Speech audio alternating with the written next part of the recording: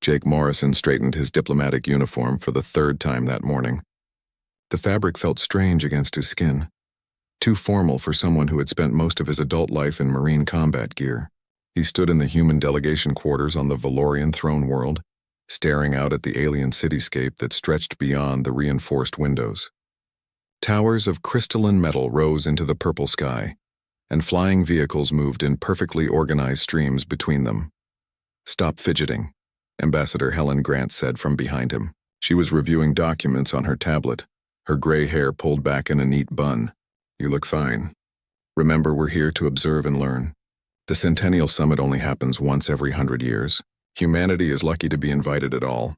Jake nodded, though his stomach still felt tight. 15 years ago, humanity had made first contact with the Galactic Council. 15 years was nothing compared to the thousands of years these other civilizations had existed. Earth was the newcomer, the primitive species that had barely mastered faster than light travel. The other races tolerated humans, but barely. The Valorian Empire was the most powerful force in known space.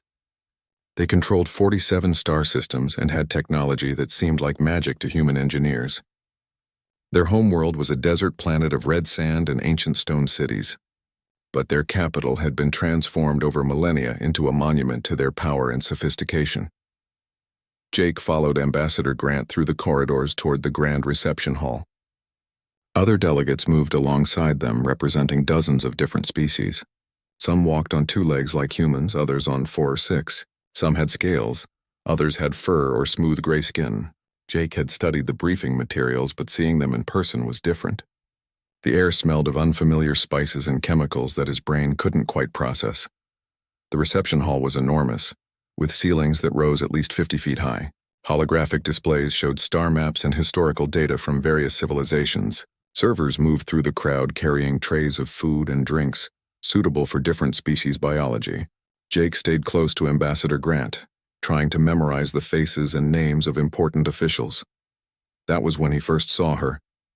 Princess Lyria stood near the center of the room, surrounded by Valorian nobles and foreign dignitaries. She was tall, maybe 6.5 feet, with pale blue skin that seemed to shimmer in the light.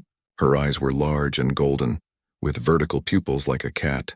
Her hair was long and silver, braided with small crystals that caught the light. She wore flowing robes of deep purple, the royal color of her house. Jake had seen pictures of the Valorian royal family in his briefings, but they hadn't prepared him for seeing her in person. She moved with perfect grace, speaking to various guests with practiced politeness. But Jake noticed something the briefings hadn't mentioned.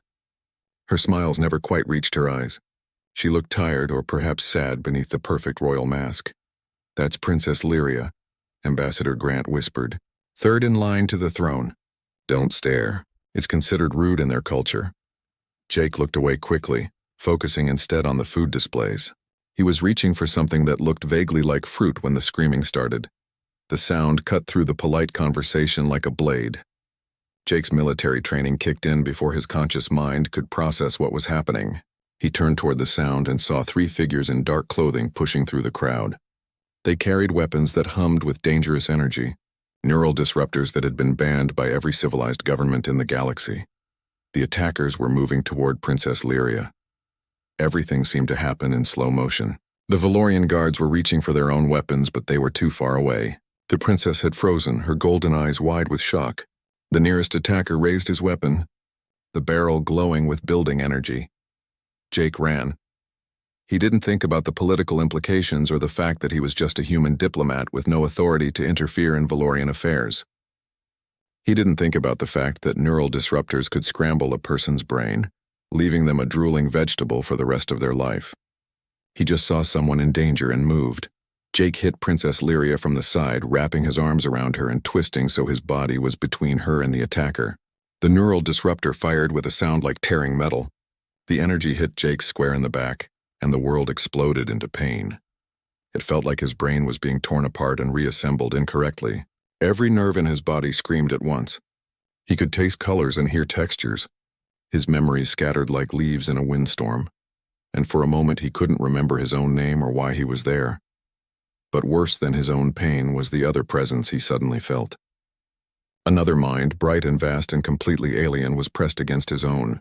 He could feel her fear, her confusion, her pain that mirrored his own. Princess Lyria. The neural disruptor hadn't just hit him. Somehow, impossibly, it had connected them. Jake heard weapons fire, shouting, and the sound of bodies hitting the floor. The Valorian guards had reached the attackers. But Jake couldn't focus on any of that. The pain was fading, replaced by a strange warmth that spread from his chest outward. He was lying on the floor, and Princess Lyria was beneath him, her golden eyes staring up at him with an expression he couldn't read. "Are you all right?" Jake managed to say, though his voice sounded strange in his own ears. The princess didn't answer. She was staring at him like he was a ghost or a miracle, her hand pressed against his chest where he could feel his heart hammering. Then there were hands pulling Jake away, guards surrounding them both. Ambassador Grant was shouting something about medical assistance. Jake tried to stand, but his legs wouldn't support him. The world tilted sideways, and he felt the princess reach out to steady him even as her own guards tried to move her to safety. "Don't," she said, and her voice was musical and strange. "Don't separate us. Something is wrong." The Valorian Royal Guard captain, a massive male with darker blue skin and elaborate armor, scanned them both with a medical device. His expression changed from concerned to shocked to horrified in the space of 3 seconds. "Get the royal physicians," he barked. "Now. And bring the human doctors too." Jake was lifted onto some kind of floating stretcher. He tried to keep track of Princess Lyria, but she was being carried away on another stretcher. The distance between them felt wrong, like someone was pulling his organs out through his skin. He gasped with pain, and somewhere nearby he heard the princess cry out too. "Bring them together," the guard captain ordered. "Keep them close. I think they're bonded." The stretchers moved until they were side by side. Princess Lyria reached out and grabbed Jake's hand. The moment their skin touched, the pain vanished. Jake could breathe again. He looked over at her and saw his own relief reflected in her golden eyes. "What happened?" Jake asked. "I don't know," she replied in heavily accented English. "But I can feel you. Inside my mind, your fear, your confusion, your kindness." They were rushed through corridors Jake didn't recognize into a medical facility that looked more like a temple than a hospital. Healers in white robes swarmed around them, scanning and prodding and speaking in rapid Valorian that Jake couldn't follow. Ambassador Grant was there, arguing with someone about human biology and compatibility. Human doctors arrived, led by a woman Jake vaguely recognized from the embassy medical staff. Hours blurred together. Jake drifted in and out of consciousness, but every time he woke, he felt the princess nearby. Even when he couldn't see her, he knew where she was, could sense her emotional state. She was frightened. So was he. Finally, when the suns had set and the medical facility was lit by soft artificial light, the lead Valorian physician approached them. Jake and Princess Lyria were in the same room now, lying on medical beds pushed close together. Their hands were still clasped. The neural disruptor created a bond, the physician explained, speaking in English for Jake's benefit. "Your neural patterns have become entangled. Your life forces are now connected. This is unprecedented. Our species should not be compatible for this kind of bonding. Can you fix it?" Ambassador Grant asked from somewhere behind Jake's field of vision. The physician's expression was grim. "We don't know. Attempting to separate the bond could kill them both. We need time to study this to understand what has happened." "How much time?" That was a new voice, deep and commanding and clearly used to being obeyed. Jake turned his head and felt his breath catch. The woman who had entered the medical chamber was clearly related to Princess Lyria. She had the same pale blue skin, the same silver hair, the same golden eyes. But she was older, and she radiated authority like heat from a fire. She wore even more elaborate robes than the princess, with a crown of crystallized starlight resting on her head. Queen Thesara, ruler of the Valorian Empire. The queen walked slowly across the room, her gaze fixed on her daughter. Princess Lyria sat up straighter, though she didn't release Jake's hand. The queen stopped at the foot of their medical bed, studying them both with an expression Jake couldn't read. Then the queen spoke in Valorian, her voice soft but clear. Princess Lyria responded in the same language. Jake couldn't understand the words, but he could feel the princess's emotions through their bond. Fear, defiance. 3 days passed before Jake was allowed to leave the medical facility. 3 days of constant tests, scans, and examinations by both Valorian healers and human doctors. 3 days of being poked, prodded, and questioned about every sensation and feeling. And through it all, Princess Lyria remained nearby, their hands clasped together whenever the medical staff would allow it. The bond had only grown stronger. Jake could now sense not just her general emotions, but specific thoughts if she directed them at him. He knew when she was hungry, when she was tired, when she was frustrated with the endless medical procedures.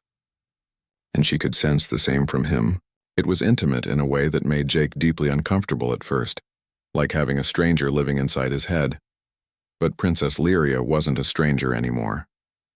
Through the bond, Jake had glimpsed fragments of her memories, her childhood in the royal palace, her training in politics and warfare, her loneliness despite being surrounded by people every moment of her life. And she had seen his memories too. His life on Earth, his time in the Marines, the loss of his parents when he was young, his decision to become a diplomat because he was tired of fighting. On the 4th day, they were finally moved to quarters in the royal palace. Not separate quarters as Ambassador Grant had initially requested, but a shared suite with 2 bedrooms connected by a common living area. The Valorian physicians had been clear that keeping them within close proximity was necessary until they better understood the bond. Trying to separate them by more than a few hundred feet caused intense pain for both of them. Jake stood in the middle of the living area, looking around at the alien luxury. The furniture was made of materials he couldn't identify, shaped in ways that were beautiful but not quite comfortable for human anatomy. Windows looked out over the palace gardens, where crystalline trees grew in precise geometric patterns.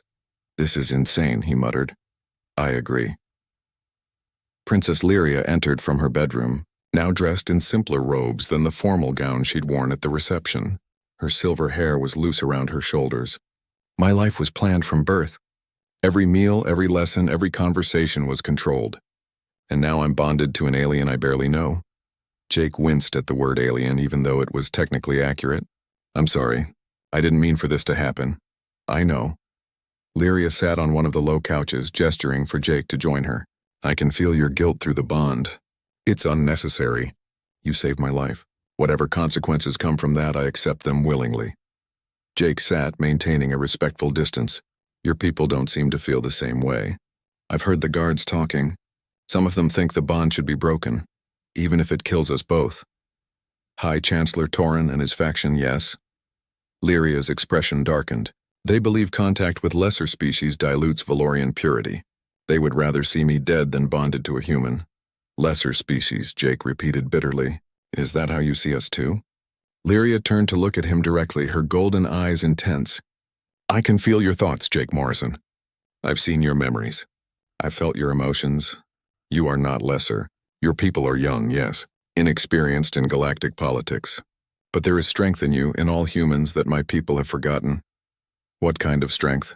"Adaptability, creativity, the ability to hope even in darkness."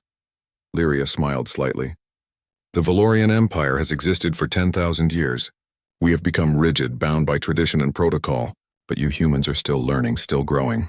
You see possibilities where we see only established patterns." Before Jake could respond, there was a knock at the door. A human woman entered, carrying a bag of equipment. She was in her 40s, with dark skin and close-cropped hair. She wore the uniform of the human diplomatic mission with several additional patches Jake didn't recognize. "Dr. Sophie Blake." She introduced herself, shaking Jake's hand firmly. "Neuroscientist. I've been brought in to study your bond from the human side. The Valorian healers are brilliant, but they don't understand human neural architecture the way we do." Over the next hour, Dr. Blake set up monitoring equipment and ran Jake through a series of cognitive tests. Lyria watched with interest, occasionally asking questions about human neuroscience that Dr. Blake seemed delighted to answer. "Fascinating," Dr. Blake muttered, reviewing the results on her tablet. "Your neural plasticity has increased by nearly 40% since the bonding. That shouldn't be possible for an adult human. And your processing speed, your ability to perform complex calculations, it's all enhanced." "Enhanced how?" Jake asked. "You're thinking more like a Valorian," Dr. Blake explained. "Their brains process spatial relationships and mathematical concepts much faster than humans. It's one of the reasons their technology is so advanced. But somehow through the bond you're gaining access to those same capabilities. Lyria leaned forward. And I have gained something from Jake as well. I've been experiencing emotions with an intensity I never felt before. And my dreams, they're filled with images and concepts that are foreign to Valorian thinking, more abstract, more creative. So we're changing each other, Jake said slowly. Becoming more alike. Or becoming something new, Dr. Blake suggested. A hybrid of both species' strengths. If we can study this properly, understand how the bond works, it could revolutionize our understanding of neural compatibility across species. But they weren't given much time for study. That afternoon, a royal summons arrived. High Chancellor Torin had called for a formal inquiry into Jake's status. The Valorian High Council wanted to determine whether the bond was legitimate, whether Jake had somehow manipulated events to trap the princess, and what should be done about the situation. Ambassador Grant arrived to brief Jake on Valorian legal procedures. She looked tired with dark circles under her eyes. This is a nightmare from a diplomatic standpoint, she said bluntly. Half the council wants you executed as a threat to royal purity. The other half wants to study you like a lab specimen. Neither option is good. What about the Queen? Jake asked. What does she want? No one knows. She hasn't spoken publicly about the situation since that first night in the medical facility. She's been meeting with advisors in private, but she's given no indication of her position. Lyria stood, her posture suddenly regal and commanding. The Queen is my mother, but she is also the ruler of our empire. She will do what she believes is best for our people, regardless of personal feelings. That is the burden of the crown. Will she let them kill us? Jake asked quietly. I don't know, Lyria admitted, but I won't let it happen without a fight. That night, Jake couldn't sleep. He lay in his bed staring at the ceiling, trying to process everything that had happened. His entire life had been upended in a matter of days. He was bonded to an alien princess, trapped on a world that wasn't his own, facing a trial that might end in his execution. He felt Lyria's presence through the bond, awake in her own room. Her anxiety matched his own. Without really thinking about it, Jake got up and walked to the door connecting their bedrooms. He hesitated, then knocked softly. Come in, Lyria's voice called. She was sitting by her window looking out at the city lights. The glow reflected off her pale blue skin, making her look ethereal and otherworldly. Jake sat in a chair near her. Can't sleep either? He asked. No, I keep thinking about tomorrow, about the inquiry. She turned to look at him. Jake, if they offer you a way out, a way to break the bond that might spare your life, you should take it. And let you die? Better one death than two. Jake shook his head. That's not how humans think. We don't sacrifice our friends to save ourselves. Friends? Lyria's expression was curious. Is that what we are? I don't know what else to call it. I've known you for 3 days, but I feel like I've known you forever. I've seen your memories, felt your feelings. You're inside my head in a way no one else has ever been. Yes, Lyria agreed softly. And you're in mine? It's strange. In Valorian culture, such intimacy is reserved for lifelong bonded pairs. But we were thrust together by accident. Do you regret it? Lyria was quiet for a long moment. No, she finally said. Isn't that strange? My life has been completely disrupted. I'm facing political opposition from within my own government. My future is uncertain in ways it never was before, but when I'm with you, when I feel your presence through the bond, I don't feel alone anymore. I've been alone my entire life, surrounded by people but never truly known by any of them. And now you know me better than anyone ever has. Jake felt his throat tighten with emotion. I know what you mean. After my parents died, I threw myself into the military, into work, into anything that would keep me busy. I had friends, but I never let anyone get too close. It was easier that way, less painful. And now you have no choice, Lyria said. I'm as close as anyone could possibly be. Yeah, Jake smiled despite himself. It's terrifying. Yes, Lyria agreed. But also wonderful. They sat in comfortable silence for a while, both of them drawing comfort from the bond. Finally, Jake stood to return to his own room. Jake, Lyria called as he reached the door. Thank you. For saving me. For accepting this bond. For not running away even though you could have tried. Where would I run? Jake asked. We're kind of stuck with each other now. I'm glad we are, Lyria said quietly. The traditional trials of worthiness had been created thousands of years ago, when the Valorian Empire was young. They were designed to test the 3 essential qualities every member of the royal household must possess: combat prowess, strategic thinking, and leadership ability. According to the historical records that Jake studied frantically in the 3 days before his trials began, the last person to attempt them had been 70 years ago. That person had failed the combat trial and died in the attempt. Jake tried not to think about that as he stood in the preparation chamber, dressed in light armor that the Valorian weapon masters had fitted to his human frame. Lieutenant Kyle Foster, his best friend from his Marine days who had arrived on the planet 2 days ago as part of the expanded human security detail, helped him adjust the straps. "You know this is crazy, right?" Kyle said, his hands working efficiently on the armor fastenings. "These trials are designed for Valorians. They're stronger than humans, faster, with better reflexes. You're going to be at a serious disadvantage." "I know," Jake replied, "but I don't have a choice. It's either this or they break the bond and kill both of us." Kyle's jaw tightened. "There has to be another way. Let me talk to the ambassador. Maybe we can negotiate different terms." "There isn't time, and you know it. The High Chancellor and his faction are just waiting for an excuse to declare me unworthy. If I don't face these trials, I'm basically proving them right. You're going to get yourself killed trying to prove something to aliens who don't even respect you." Jake turned to face his friend directly. "It's not about proving something to them. It's about Lyria. I can feel her through the bond, Kyle. She's terrified that I'm going to die because of her. If I back down now, if I refuse the trials, she'll blame herself forever. I can't do that to her." Kyle sighed, finishing with the last strap. "You've fallen for her, haven't you? In less than a week, you've fallen for an alien princess." "It's not like that," Jake protested, though he could feel his face heating. "The bond, it's complicated. We're connected in ways I can't explain. It's not about romance or attraction, it's deeper than that." "If you say so." Kyle didn't sound convinced. "Just try not to die, okay? I didn't come all the way to this desert rock to watch my best friend get torn apart by some Valorian warrior." The first trial, combat prowess, was held in an ancient arena that had been carved from solid rock during the early days of the Valorian Empire. Stone seats rose in tiers around a circular fighting floor, and thousands of spectators had gathered to watch. Jake spotted Ambassador Grant in the diplomatic section, surrounded by other human officials who looked worried. Dr. Blake was there too, monitoring equipment in her lap, ready to collect data even if this ended badly. Lyria sat in the royal box beside her mother. Even from across the arena, Jake could feel her anxiety through the bond. He tried to send her reassurance, though he wasn't sure how much of it was genuine and how much was false bravado. His opponent entered from the opposite side of the arena. Commander Vex, the captain of the Royal Guard who had been first to respond during the assassination attempt. He was massive, easily 7 feet tall, with muscles that looked like they'd been carved from stone. He carried a practice sword that was blunted but still capable of breaking bones, and his dark blue skin bore the scars of countless battles. An announcer's voice boomed across the arena, speaking in Valorian that was then translated into English and several other languages for the diverse audience. The rules were simple. Fight until one opponent yielded, was knocked unconscious, or died.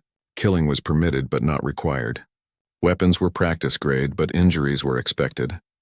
Jake drew his own practice sword, feeling its weight. It was heavier than the combat knife he'd trained with in the Marines, but the basic principles were the same.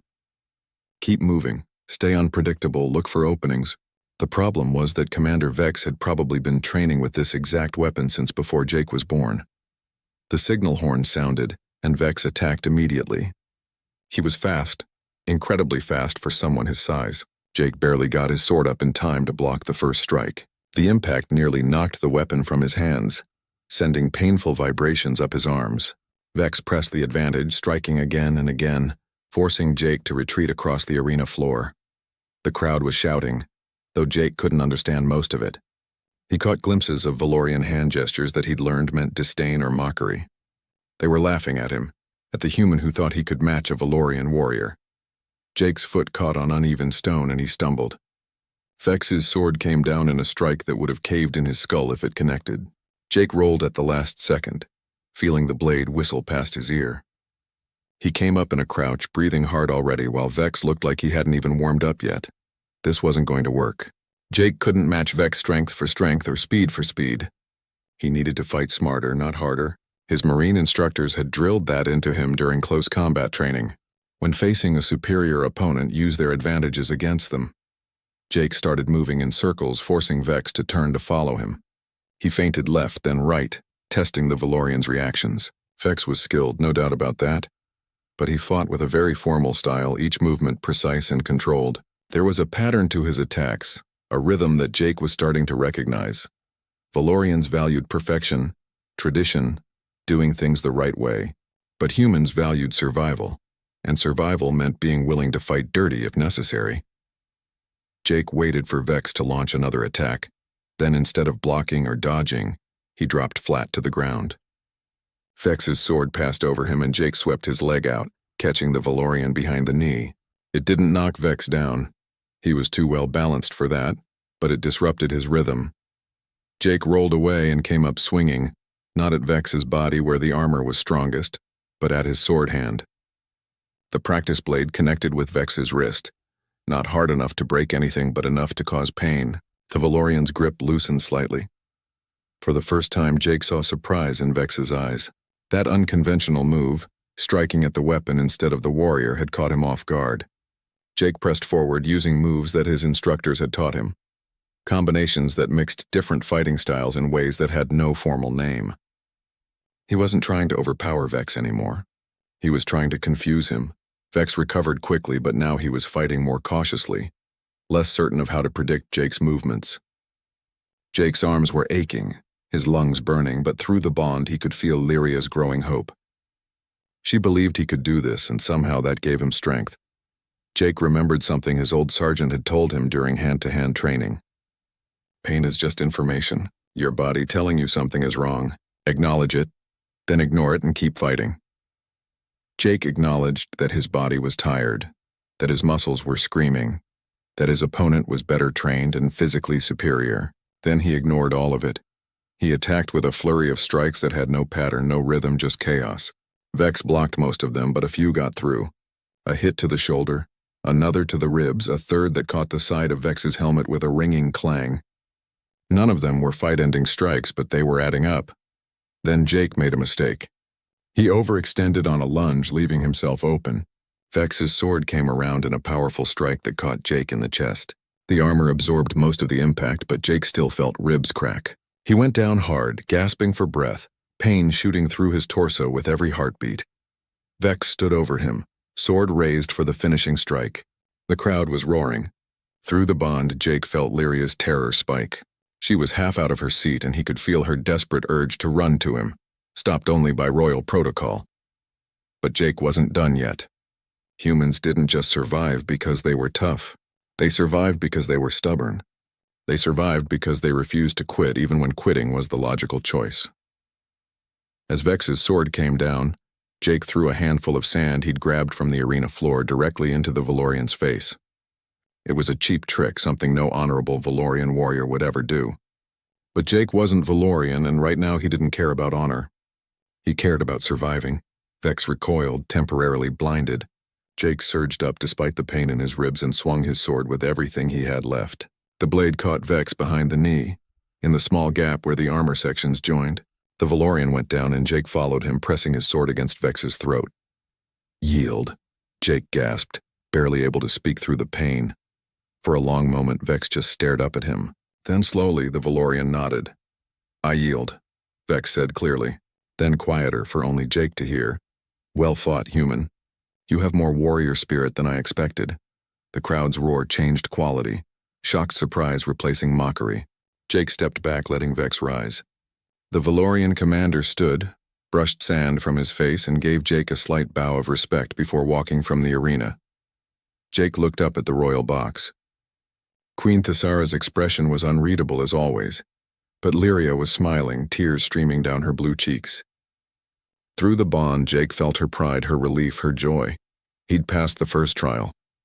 6 months had passed since Jake completed the trials, and his life had transformed in ways he never could have imagined. He had been officially appointed as Princess Lyria's guardian and advisor, a position that was created specifically for him, since nothing quite like it existed in Valorian tradition.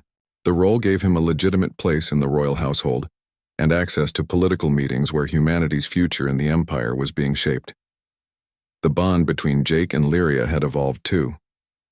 What began as an accidental neural connection had deepened into something far more profound. They could now share thoughts intentionally, communicate across vast distances through their mental link, and sense each other's emotions with perfect clarity. The Valorian healers and human doctors studying them had concluded that their bond was unique, unprecedented in all recorded history. But more than the neural connection, Jake and Lyria had become true partners. They worked together on diplomatic initiatives combining Jake's human perspective with Lyria's deep understanding of Valorian politics. They trained together in the combat halls, Jake teaching her human fighting techniques while she instructed him in Valorian martial arts. They spent evenings in their shared quarters talking about everything and nothing, learning each other's cultures through stories and shared experiences. And somewhere along the way, Jake's feelings had grown beyond partnership and friendship into something he was afraid to name. Through the bond, he knew Lyria felt the same confusion, the same growing attachment that went deeper than duty or necessity. They didn't talk about it, both of them too uncertain about what it meant for a human and a Valorian to feel such things for each other. Jake was reviewing diplomatic correspondence in his office when Lyria burst through the door, her usually composed expression replaced by barely contained excitement. Prince Dorian, her younger brother, followed close behind. The prince was smaller than his sister, with darker blue skin and a more casual manner that Jake had come to appreciate over the past months. "Jake, you need to see this," Lyria said, pulling up a holographic display that showed a star map. "We just received word from our border outposts. The Krenth Dominion has moved 3 battle fleets into the neutral zone." Jake studied the map. His enhanced spatial reasoning gained through the bond, allowing him to quickly assess the strategic implications. That's a lot of firepower for a simple military exercise. "What do your intelligence analysts think they're planning?" "An invasion," Prince Dorian answered grimly. "The Krenth have been making aggressive moves for the past year, testing our defenses, probing for weaknesses. They think the bond between you and Lyria has made our empire soft, that we're too distracted by internal politics to respond to external threats." "They're wrong," Lyria said firmly, "but we need to prove it. Jake, I want you to attend the strategic planning session with the military command. Your perspective could be valuable." 2 hours later, Jake found himself in a war room surrounded by Valorian military officers who looked at him with expressions ranging from skepticism to open hostility. They had accepted his presence in the royal household, but accepting a human advisor in military planning was apparently a step too far for many of them. Admiral Corvin, the commander of the Valorian Defense Fleet, presided over the meeting. He was ancient by Valorian standards, nearly 300 years old, with pale skin that had faded almost to white. His tactical brilliance was legendary, but so was his traditional mindset. "The Krenth have superior numbers," Corvin explained, gesturing to the holographic display. "Our border defenses can hold for perhaps 3 weeks before being overwhelmed. Reinforcements from our core systems would take a month to arrive. By standard tactical doctrine, we should consolidate our forces and prepare for a defensive engagement." Jake listened as the Valorian officers debated various defensive strategies, all of them built on the same fundamental assumptions about how space warfare should be conducted. Line formations, shield walls, direct engagements between capital ships. It was warfare conducted like a formal duel, honorable and predictable. "Permission to speak," Jake said during a lull in the conversation. Several officers looked annoyed, but Admiral Corvin gestured for him to continue. "Your defensive strategies are sound, based on Valorian military tradition," Jake began carefully. "But the Krenth know your traditions as well as you do. They're counting on you to fight the way you always fight, which means they can predict your moves and counter them." "And I suppose you have a better suggestion?" one of the younger officers said sarcastically. "Actually, yes," Jake replied. He moved to the holographic display, manipulating the controls to show a different deployment pattern. "Instead of meeting them head-on, what if we don't show up where they expect us?" He explained the concept of guerrilla warfare adapted to space combat. Small, fast ships conducting hit-and-run attacks on supply lines. False sensor readings to make the Krenth think the main fleet was in multiple places at once, using civilian shipping routes to mask military movements. It was warfare built on deception, mobility, and exploiting enemy assumptions. The room erupted in argument. Half the officers were outraged at the suggestion of such dishonorable tactics. The other half were intrigued despite themselves. Admiral Corvin remained silent, studying Jake's proposed deployment with calculating eyes. "These tactics are untested with our fleet," one officer objected. "We've never fought this way before." "Exactly," Jake said. "Which means the Krenth won't expect it. The element of surprise is worth more than any weapon system." "The human makes a valid point," a voice said from the doorway. Everyone turned to see Queen Thessara entering with Lyria beside her. "We've been fighting the same way for thousands of years. Perhaps it's time we learned something new." The Queen's presence changed the entire dynamic of the meeting. Officers who had been dismissive now listened carefully, as Jake explained his strategies in more detail. Admiral Corvin asked increasingly technical questions, his tactical mind working through the implications.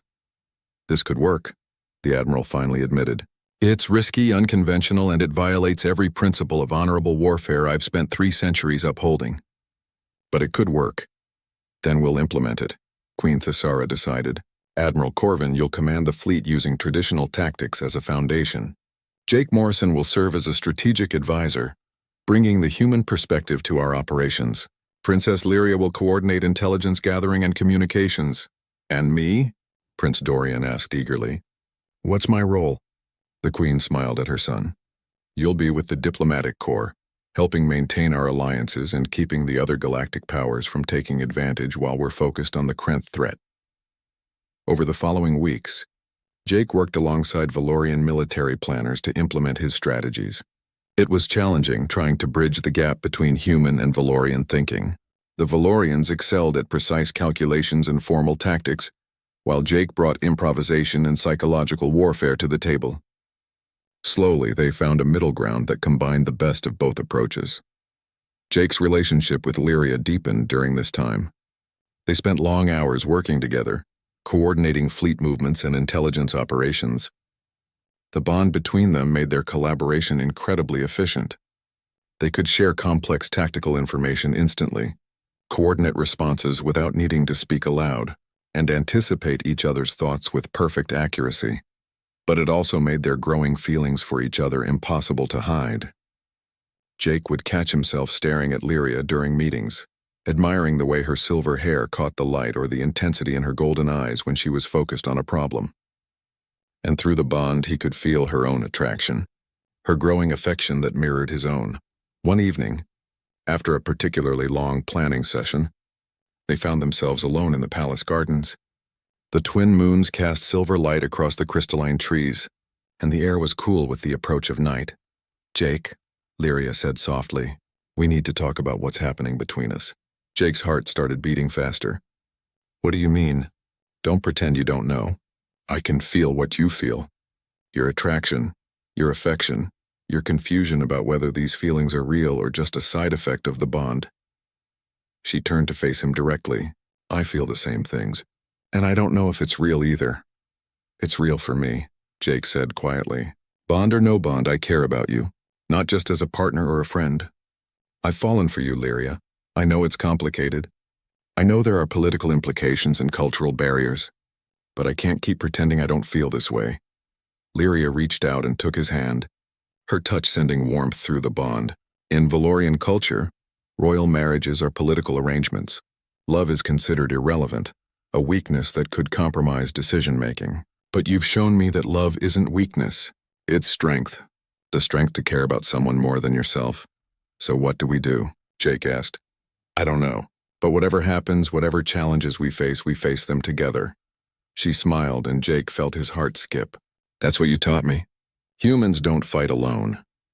Their moment was interrupted by an urgent communication from the war had been raging for 3 weeks, and the Krenth Dominion was learning a painful lesson about underestimating the Valorian Empire. Their initial assault on the shipyards had succeeded in capturing empty facilities, but their supply lines were in chaos. Valorian and human strike teams, using Jake's guerrilla tactics, had destroyed 17 supply convoys, crippled 2 fuel depots, and turned what should have been a quick conquest into a grinding stalemate. But the Krenth weren't retreating. Instead, Overlord Krenth, the ruthless leader of the Dominion, had made a bold move. His flagship and a battle group of 20 heavy cruisers had broken through the defensive perimeter and were now heading directly for the Valorian throne world. It was a desperate gamble. If he could capture or kill the royal family, The Empire might collapse into chaos regardless of their military position. Jake stood on the bridge of the Royal Command ship, the Heart of Valor, watching the tactical displays with growing concern. Lyria was beside him, her usual composure strained as she coordinated the defensive response. Queen Thesara had refused to evacuate, instead choosing to rally the home defense fleet personally. Admiral Corvin commanded the main battle group that was racing back from the border, but they were still 2 days away. They'll reach the throne world in 6 hours, the tactical officer reported. Home defense consists of 15 cruisers and 40 smaller vessels. We're outnumbered and outgunned. Then we need to be smarter, not stronger, Jake said. He studied the approaching Krenth formation, looking for any weakness they could exploit. His enhanced spatial reasoning, gained through the bond with Lyria, allowed him to see patterns that would have been invisible to his human eyes months ago. Through the bond, he felt Lyria's mind working in parallel with his own, analyzing the same data from a different angle. It was like having 2 supercomputers working in perfect synchronization, each one's strengths covering the other's blind spots. There, Lyria said suddenly, highlighting a section of the Krenth formation. Their flagship is in the center, protected by the other ships. But the protection creates a bottleneck. If we could force them into a tighter formation, they'd limit their own firing solutions. And if we hit them from multiple vectors simultaneously, they'd have to choose which threats to prioritize, Jake added, seeing where she was going. We split our forces, make them think they're facing attacks from 6 different directions, then concentrate everything on one point when they're spread thin trying to defend against all of them. That's high risk. Admiral Corvin's voice came through the communication channel. He'd been listening to their analysis. If the timing is off by even a few seconds, we'll be destroyed piecemeal. That's why Jake and I will coordinate it, Lyria said firmly. Through our bond, we can achieve synchronization that would be impossible with conventional command structures. We'll personally command different elements of the attack, staying linked mentally to ensure perfect timing. There was silence on the channel as the implications sank in. It meant Jake and Lyria would be separated, commanding different ships in different parts of the battle. The bond could maintain their connection across those distances, but if one of them was killed, the feedback could destroy the other's mind. Absolutely not. Queen Thesara's voice cut through the silence. She had been silent until now, observing the planning. I will not risk both of you in this manner. Mother, Lyria said gently, this is what Jake and I were meant to do. The bond isn't just a medical curiosity or a political complication. It's a tool, a weapon that gives us an advantage no other force in the galaxy possesses. Let us use it. Jake felt the Queen's gaze on him through the video link, those golden eyes so like her daughter's, studying him with an intensity that made him feel transparent. Jake Morrison, the Queen said formally, I ask you now as I asked you months ago, can you accept the burden of responsibility that comes with standing beside my daughter? I can, Jake replied without hesitation. And I will. Then do what you must, Queen Thesara decided. But come back alive. Both of you, the plan was set in motion. Jake transferred to a light cruiser, the Swift Talon, taking command of the harrying force that would attack from the Krenth's left flank. Lyria remained on the Heart of Valor, commanding the forces that would strike from above. Admiral Corvin controlled the reserve forces that would deliver the decisive blow once the Krenth formation was disrupted. As the Swift Talon moved into position, Jake felt the bond stretching but not breaking. Lyria's presence remained clear in his mind, a warm constant that grounded him even as his own nervousness threatened to overwhelm him. He had commanded troops before, but never a ship. Never in space combat where one wrong decision could kill everyone under his command. All forces report ready, the communications officer announced.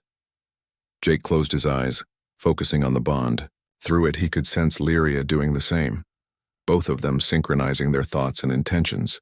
It was like conducting an orchestra where they were both the conductor and the instruments. Every element of the battle plan flowing through their shared consciousness. Now, they said simultaneously, their voices echoing across separate communication channels. The battle erupted across 3-dimensional space. Jake's forces swept in from the left, weapons blazing, targeting the Krenth shields with concentrated fire. Simultaneously, Lyria's forces struck from above, forcing the enemy to split their defensive resources. 3 other smaller forces attacked from different angles, each one commanded by Valorian officers, but coordinated through Jake and Lyria's bond. The Krenth responded exactly as predicted, their formation contracting as they tried to defend against multiple threats.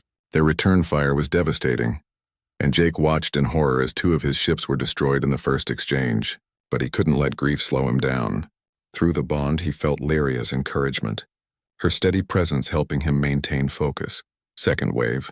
Execute, Jake ordered, and his forces shifted to a new attack pattern, weaving between the Krenth ships in ways that conventional tactics would never allow. He was using human instincts now, the unpredictability that Valorians found unsettling, but that made him impossible for the Krenth to counter effectively. Through the bond, Jake felt the exact moment when the Krenth flagship's shields weakened under the concentrated assault from Lyria's forces. It was a fleeting opportunity, lasting perhaps 3 seconds, but their mental link made those 3 seconds an eternity. Jake redirected his entire force, every ship firing simultaneously at that one weak point. The shield collapsed, and Admiral Corvin's reserve forces emerged from their hidden position, driving straight through the gap in the Krenth formation like a spear through armor.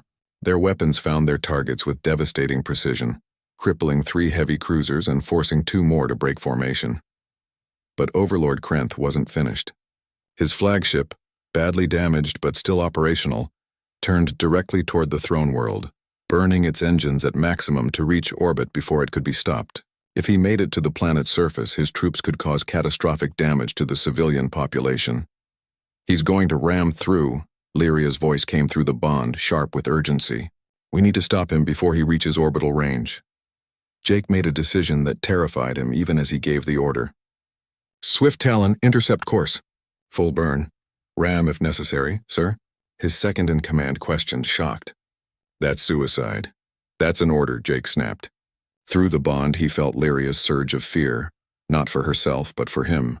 He sent her reassurance, though he wasn't sure how much of it he actually felt. The Swift Talon accelerated, burning fuel recklessly to catch up with the Krenth flagship. They were in range now, weapons hammering at the enemy's damaged shields.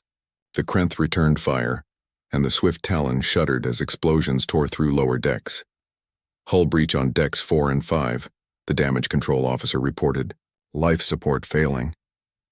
They were close now, close enough that Jake could see the massive bulk of the Krenth flagship through the viewport. It was easily 10 times the size of the Swift Talon, scarred and burning but still dangerous. The throne world hung in space ahead of them, beautiful and blue, home to billions of Valorian lives. All crew to escape pods, Jake ordered. I'll stay and maintain course. Sir, you can't, his second-in-command began. That's not a suggestion, Commander. Get your people out. Now. Through the bond, Jake felt Lyria's presence intensify, her consciousness wrapping around his like a protective shield. Her voice echoed in his mind, not through the communication system, but directly through their neural link. You're not dying today, Jake Morrison. I won't allow it. Lyria, what are you? He felt the bond surge with power, felt Lyria channeling something through their connection that he didn't understand, energy raw and fierce flowing from her into him. The Swift Talon's damage systems responded, weapons that should have been offline suddenly firing again, shields that had collapsed reforming with impossible strength. On the Heart of Valor's bridge, Lyria collapsed, her nose bleeding, her body trembling with the effort of maintaining the channel. Queen Thessera caught her daughter before she hit the floor, horror and pride mixing on the Queen's face. My daughter, she whispered. What have you done?